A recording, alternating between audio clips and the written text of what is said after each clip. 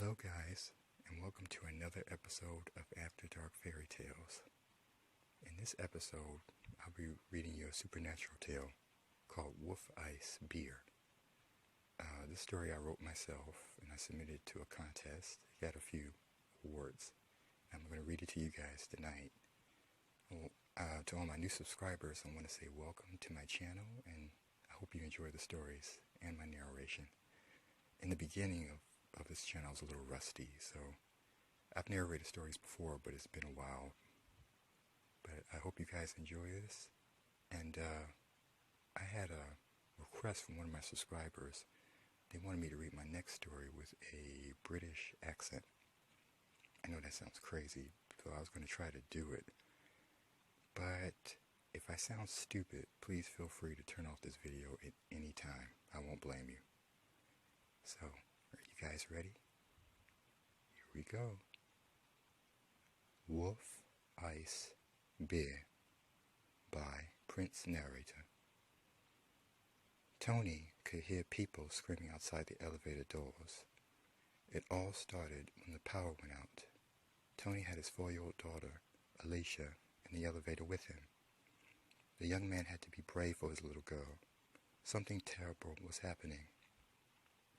At first, Tony felt lost until he pulled out his phone and saw the news headlines. A woman killed her fiancé at a local night. Witnesses say the woman decapitated him with her fingernails and teeth. Authorities shot the woman, killing her.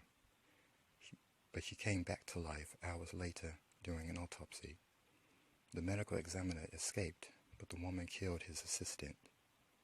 A woman turned into an albino after consuming an alcoholic beverage. She attacked 2 pedestrians and was shot down by police, but came back to life a few minutes later. 4 women attacked a daycare center after leaving a local bar. Witnesses say the 4 women had snow-white skin and hair. The daycare security guards shot all 4 women, but now their bodies are missing from the St. Augustine mortuary. A woman was attacked by a deformed woman while out jogging. The victim reported that the woman had white skin and hair with black eyes. Doctors found traces of an alcoholic substance on the victim's neck where the attacker bit her. The victim's wounds were treated at the St. Augustine Hospital, but her hair and skin turned white as snow a few hours later. The infected victim became irate. She killed a nurse and 2 doctors before breaking out of the hospital. These were the surreal news reports Tony read on his phone. He almost dropped his phone when he read the first news report. "Daddy, what's going on?" Alicia's sweet voice broke her father out of his frightened daze. Tony unglued his eyes from his phone screen. "I don't know, baby," the man spoke to his daughter through a distressed half-whisper. Tony had his daughter in his arms while sitting on the elevator's floor. It was dark in the elevator, but Tony could still see his daughter's dollish face and the little sunflowers on her dress. "Is Mommy going to be okay?" Alicia mumbled. She held her daddy's hand while laying her head against his chest. The little girl found comfort in listening to her father's heartbeats. "Yeah, your mommy's going to be fine, sweetie," Tony assured his daughter. He tried to shut out the screaming, but by focusing on keeping his daughter comforted. "You want to play patty cake like we did last night?" Tony whispered excitedly to his daughter. The father did his best to take his daughter's attention away from the screams. He laughed softly when his daughter nodded her head. The father and daughter quickly went into their patty cake game. While playing with his daughter, Tony tried to block out the unreal news headlines he saw on his phone. It felt like his life had transformed into a Hollywood horror film. "Can you rap for me, Daddy?" Alicia asked. The little girl loved it when her father would rap to her while playing patty cake. Alicia's father was an Australian rap star who sold 3 albums over the last 5 years. Instead of having a bedtime story read to her, Tony would rap to his daughter after tucking her into bed. Alicia enjoyed the last bedtime story her father told her the night before through his rapping style. The story was about a queen who fell in love with an imprisoned ninja warrior. "You want Daddy to rap for you?" Tony chuckled. The young man's whispering in his Aussie accent soothed his daughter. "Pretty baby with a sunshine smile, brighter than a star with your explosive style, your eyes like butterflies in the spring. Daddy can't believe God blessed him with this cute little thing. You make a diamond jealous of your sparkling hair. Your pretty face is like porcelain, and your skin is so fair. When you grow up, girls are gonna hate. Their boyfriends are gonna chase your beauty, constantly asking for a date. When you grow up, you'll find a guy, and he better treat you right. If he doesn't, your daddy's gonna hunt him down and beat him in the night. If you choose to have babies, you'll be a wonderful mother like your mom who loves you. She loves you more than anything in the world, and your daddy does too. Like a blooming flower, from a princess to a queen, you're gonna always be Mommy and Daddy's little goddess supreme." Tony watched as his daughter gave him a glowing wide grin of approval. He loved how his little girl would give him the biggest smile every time he'd rap to her. Tony received a kiss on his curly beard from his daughter, and he returned the favor, kissing his little girl on the tip of her nose. Tony wanted to keep playing patty cake with his daughter, but his phone kept interrupting him. He kissed his daughter again while pulling his phone out. More news headlines blew up Tony's phone. An 11-year-old girl escaped from her house after her mother attempted to kill her. The girl says that she found her mother in the basement, naked and eating their dog. The girl also says that she found her father's body in the bathroom with his throat ripped open. The girl's mother became deformed after drinking a fruit-flavored beer called Wolf Ice. The girl says her mother's eyes were pitch black. She also reported to authorities that her mother's body became anorexic, and her skin and hair looked like snow. Police arrested the CEO of a Moscow beer manufacturer called Wolf Ice for unlawful human experiments. 43-year-old Russian businesswoman Svetlana Ivanova was apprehended by authorities this morning after underground laboratories housing dead bodies were discovered beneath factories and shipment companies owned by Ivanova. Authorities also found cultic artifacts and documents on black magic inside the laboratories. The factories producing the Wolf Ice beer were shut down immediately by authorities, and shipments to the U.S. terminated. The government has issued a worldwide recall of all of early Wolf Ice shipments to store retailers. Millions of stores across the U.S. and other countries are moving quickly to remove the Wolf Ice beer brand off their shelves. Authorities are advising people, especially women, not to consume the Wolf Ice beverage if they've already purchased it. If you have consumed Wolf Ice, report to the nearest hospital for treatment as soon as possible. Tony was so distracted by the freakish news reports that he couldn't feel his daughter's little fingers touching his nose ring. The young man kept reading one strange news report after another. A teenage girl attacked a worker at a grocery store. Witnesses say the girl bit a store employee in the neck before throwing the employee through a window. People evacuated the store when the girl started chasing customers. One witness reported that the girl looked like a White Walker from Game of Thrones, and that her mouth stretched open abnormally while she was screaming at customers and employees. A 14-year-old boy reported to police that he awoke to see a pale-skinned woman standing in his bedroom. The teenager told police that the woman stood at the foot of his bed with blood covering her blouse. The teen also told the authorities that the woman pointed at him and said, "The fresh meat of a baby is the best meat." The teen reported that the woman's skin and hair had no pigmentation. He said she had the body of a bony elderly woman, and that the whites of her eyes were blacker than the night. The boy barely escaped with his life, but but he believes that the blood he saw on the woman's clothes was the blood of his father and his older brother. Tony had to take his eyes away from the phone for a minute. He had to allow his brain to process the news reports. What unnerved Tony was that he no longer heard the screams coming from the hospital floor's upper level. It was dead silent outside the elevator.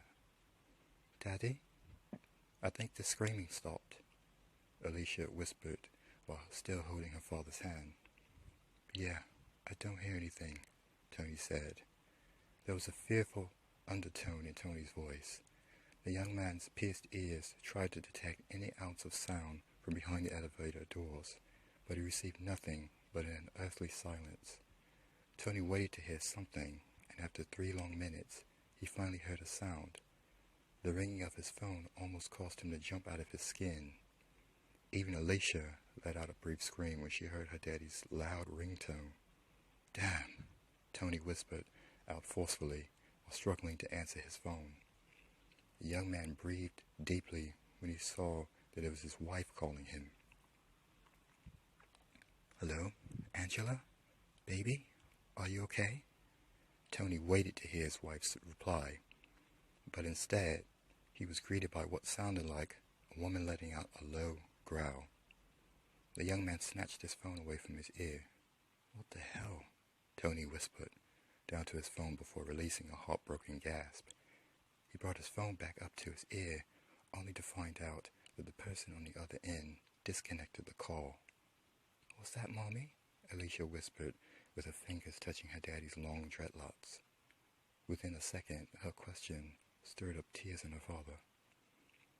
Tony turned away from his daughter while telling himself not to get emotional. "No, sweetie, that wasn't Mommy. It was the wrong number." Tony didn't want to lie to his daughter, but he felt that he had to. He didn't have the heart to tell his little girl that her mom was a monster. Tony knew what happened to his wife. He heard it on the other end of his phone. That low growl burned deep into Tony's psyche within a second. He didn't want to think about that disconcerting low growl that emerged out of his phone. He wanted to hear his wife's voice again. Desperate to hear his wife's voice, he played her last voicemail. "Hello, sugar. It's your wife calling to see how your hospital visit is going. I still can't believe you wanted to visit a guy who bullied you in high school, but whatever. Anyway, I'm so excited about your Grammy nomination for Best Rap Album. I know you didn't want me to type up your acceptance speech, but I did it anyway. You deserve the Grammy because you're sweet. I know you're going to win. We're going to have so much fun at the Grammy after party. I want you to know that if you don't win the Grammy, I won't give a damn, because I already have something more beautiful than a Grammy, and that's you. I love you, baby, and I want you to tell my little angel that Mommy said hi. Tell her that her mommy loves her, and that she can't wait to see her later on today. Tonight, we're going to celebrate your Grammy nomination. For dinner, I'm cooking a special Mediterranean seafood dish that you're going to love. I also found this new fruit-flavored beer called Wolf Ice, which I think will go well with your dinner tonight. They have different flavors.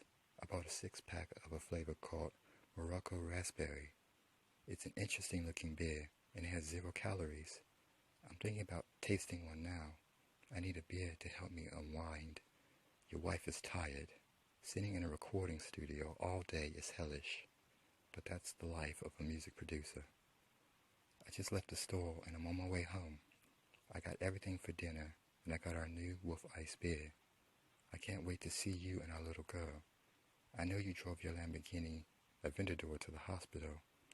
It would have been safer to take the Escalade, but that's all right. All I got to say is, don't drive too fast on your way back home. I know Alicia loves riding her daddy's sports car, but I still don't think that car is safe for a 4-year-old. Just be careful.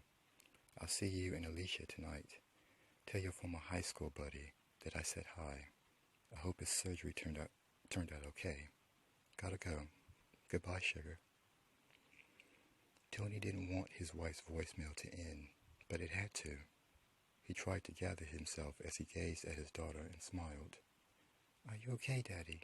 Alicia kept patting her father's hand, and she could sense a sadness from her daddy, even though he was smiling at her. Yes, sweetheart, I'm fine," Tony answered his daughter before resting his lips on her forehead. He chuckled a little from feeling his daughter's fingers tickling his beard. Tony still had his daughter, and he didn't want to lose her like he lost his wife. The father and daughter held each other while sitting in the dark. Tony used his daughter's hair as a pillow, while Alicia fidgeted with the gold necklace that decorated her daddy's neck. The little girl loved being between her father's arms. She would see her father as a superhero because of his Herculean physique. Sometimes Alicia would study the bulky, rigid muscles in her father's arms. She would count the tattoos on his skin. Alicia didn't like the dark, but being in her father's arms made her forget about the darkness. After 6 dreadfully long hours, the power finally came back on and the elevator was moving again. It only took a second for the elevator to reach the hospital's underground parking garage. The dead silence still followed Tony and his daughter after they left the elevator. Tony carried his daughter while tiptoeing between parked cars. He tried not to imagine running into a pale woman. The building's power came back online, but it seemed like the underground garage was just as dark as the elevator. Tony needed to find his car, and he kept getting a feeling that someone or something was following them. He tried to ignore the feeling. The young man kept peering over his shoulder every second. Tony didn't like the dead silence. He preferred to hear screaming so he could hear a sound, and this made him feel guilty. All Tony could hear was his heavy breathing and his daughter's breathing. He could feel the warm sweat saturating his black muscle shirt. Tony couldn't believe that he was sweating so much. He felt like he had just finished doing a live concert. Tony sweated less when he was on stage in front of his fans. It took forever, but Tony finally reached his Lamborghini. The gold metallic sports car was parked beside a Jeep. Tony pulled his car keys out of his pocket. He was about to make his way toward his car, but he heard a loud click behind his head. Tony knew that sound. "Daddy?" Alicia whimpered when she saw a wounded man standing behind her father with a gun aimed at his head. "It's okay, baby," Tony comforted his daughter while keeping his cool. "Take it easy, man," Tony said as he calmly turned around to confront the gunman. He observed the gunman's biker thug appearance. "If you want my wallet, you can have it." Tony pulled his wallet out slowly. He saw the man's injury, and it looked like something took a chunk out of his shoulder. "I don't want your money. I'm sorry, but I need your car." The man's deep voice trembled like an earthquake. He glared at Tony, and his truck-sized body was more an automatic 9mm pistol. "I can't give you my car, man." Tony knew there'd be trouble after he said that. He covered his daughter's head when the man brought his gun closer. "My car won't start, and I need to get out of here to see my daughter. You're a dad, so you should understand." The man spoke through gritted teeth. "Give me your car keys. Please, don't make me ask you again." The man tightened his grip on the handle of his gun. His finger rested on the trigger as he brought his pistol closer to Tony's bearded face. Alicia moaned and whimpered as she looked at the light reflecting off the man's pistol. The girl's eyes welled up with tears when she thought that the man was going to shoot her father. But within a few seconds, Alicia watched her father do something brave. Tony made his move, and he knocked the gun out of the man's hand. The man shoved Tony back, and he tried to go for his gun, but he fell on his back from a hard blow to his face. Tony punched the man while securely holding his daughter with one arm. He used all his strength to knock down a guy who was a little bigger than him. Tony went to pick up the man's gun. When he turned back around, his heart went into his throat when he saw a pale woman standing over the man. The woman's skin was pulled back over her bones. Her hair and skin were whiter than milk. Her eyes were darker than her black dress. Tony watched as the bony woman revealed her grungy, pointy teeth before pouncing down on the man, taking a bite out of his throat. He could see a beer bottle in her hand. It said Wolf Ice. Tony also saw a wedding ring on her finger and a rose tattoo on the back of her hand. When Tony saw the tattoo, he knew the monster was his wife. So, did you guys like that story? I tried to do the British accent thing. I don't know if it worked, but I hope you guys liked it. I'll see you next time with another supernatural tale, either from another author or from myself. But I hope you guys liked it. If you did, please like and subscribe. And until next time, good night, my darlings.